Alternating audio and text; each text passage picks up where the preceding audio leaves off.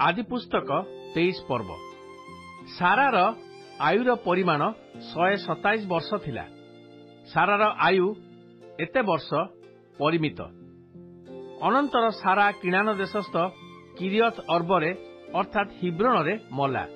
एणु Abraham सारा निमंते शोक और क्रंदन करने भीतर को गले। अनंतर अब्राहम अपना मृता भाज्या निकटरू उठी जाई हेरर संतान मान को कहले, मु तुम्हारे मध्य विदेशी और प्रवासी अटे। तुम्हारे मध्य मोते कबर स्थानर अधिकार दियो। तहिरे मु मो दृष्टिर अगोचर मो मृत को कबर देवी। तो हेतर संतान माने अब्राहम को उत्तर कले, हे प्रभु, आम मानकर कथा शुणु। आपण आमानक मध्य पराक्रांत राजा अटंती। एबे आमानकर उत्तम कबर स्थान मध्य आपणा मृत भाज्य को कबर देउंतु। आम्भ मानक मध्यरु केही निज कबरे आपणक मृत भाज्य को रखिबा पई निषेध करिबो नाही। सेतेले अब्राहम उठी तदेशीय लोक मानकु अर्थात हेतर संतान मानकु प्रणाम कले। पुणी कथोपकथन करी कहिले, मो दृष्टिर बाहारे मो मृत भाज्य को कबरे रखिबाकू जेबे आपण मानकर सम्मति हुए तेबे मो कथा शुणु। आपण माने मो निमंते सोहरर पुत्र इफ्रोन निकटरे निवेदन करंतु। से आपण मानक मध्यरे मोहर कबर स्थान अधिकारी निमंते मकपेलारे तांको क्षेत्र प्रांतरे थिबा गुहा मोते दियंतु। तहिर जेते मूल्य हुए ताहा नेई दियंतु। सेतेबेले इफ्रोन हेतर संतान मानक मध्यरे बसिथिला।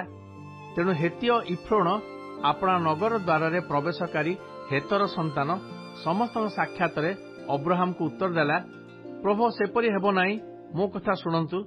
मु आपन को सेही स्थान और तन्मभिस्त गुहा देली। मु स्ववंशीय संतान मानक साक्षात ता आपन को देली।